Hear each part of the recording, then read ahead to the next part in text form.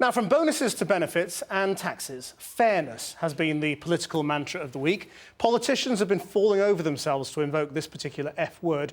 But guess what? Life isn't fair. And what does it mean anyway? Fair. Treating people equally without favouritism or discrimination.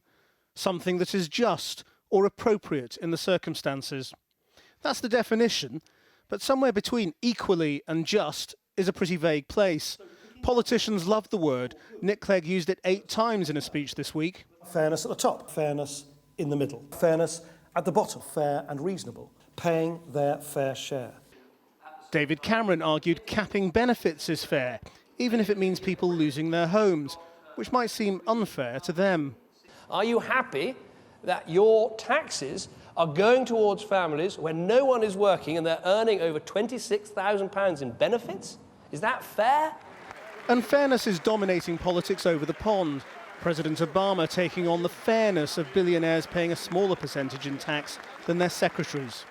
We can restore an economy where everyone gets a fair shot and everyone does their fair share and everyone plays by the same set of rules.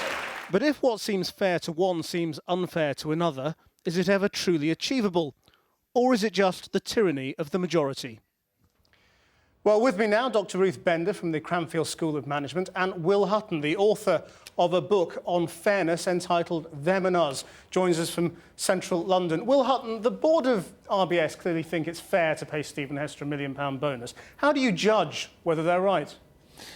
Well, I think that they're fair in their own terms, but it's not fair if you take any kind of wider view of it. I mean, fairness has got I think, a number of strands. The first strand is about proportionality, getting your proportional return, your proportional reward for the contribution you've made.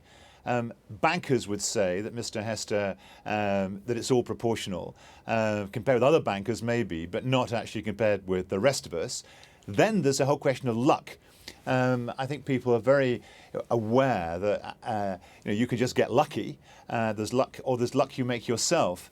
And Mr. Hester's got lucky. He's in an industry which is paying very high rewards, which he's done nothing to earn, and in that sense, it's unfair. And then there's the process. People care about process.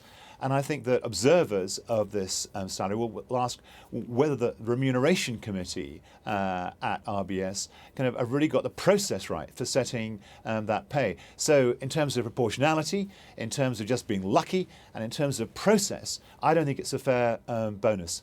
Ruth Bender, is it fair that Stephen Hester gets this? I think, as Will Hutton said, it's fair to Stephen Hester when you're comparing him to other bankers. Whether bankers should get that much in bonus is a totally separate issue. But to penalise... So it's not fair that bankers earn so much money? I don't think you can say in a society where there's people on £6,000 a year that it's fair that other people get several £1 million a year. No. And so how are you judging that? Well, that's the problem. It's much easier to define unfair than fair. You could start from the point of view that everybody should earn the same amount. That would be fair. But no, that would be equal. That would be equal, which is something which is rather different from fair. And politicians are not really interested in equality, are they, when they talk about fairness, Will Hutton?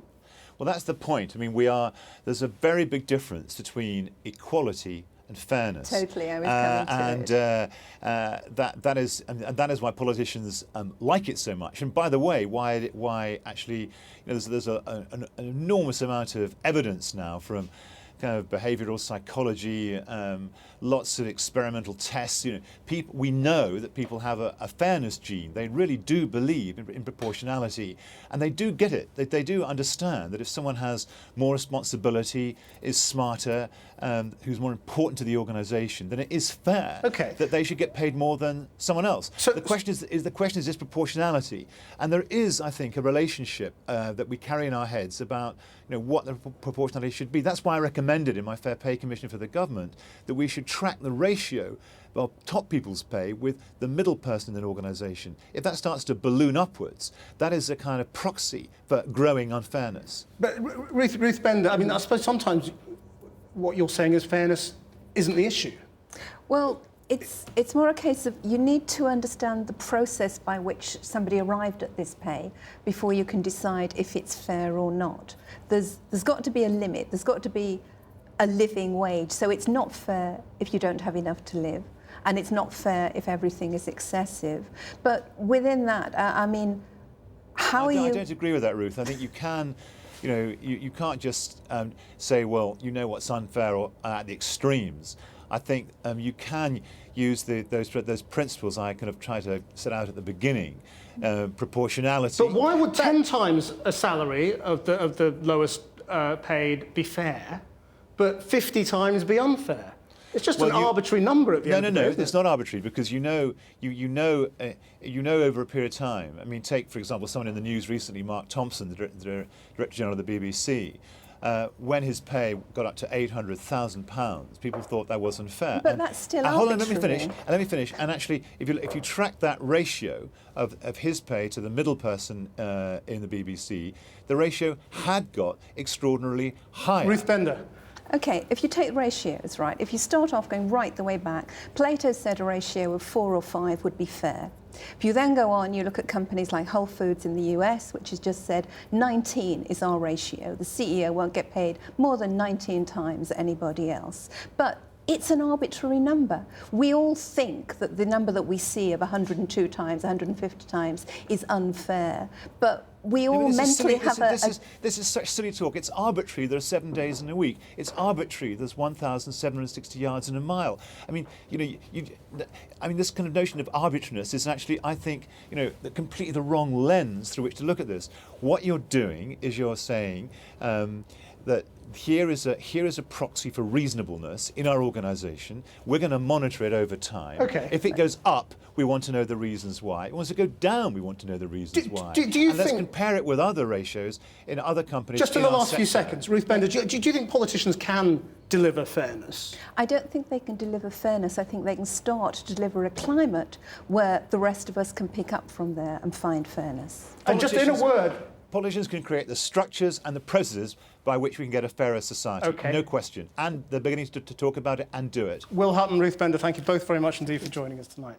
You can reach me direct on Twitter, @ChrisGem. We're back tomorrow at 6:05. Till then, that's Channel 4 News. Have a very good evening.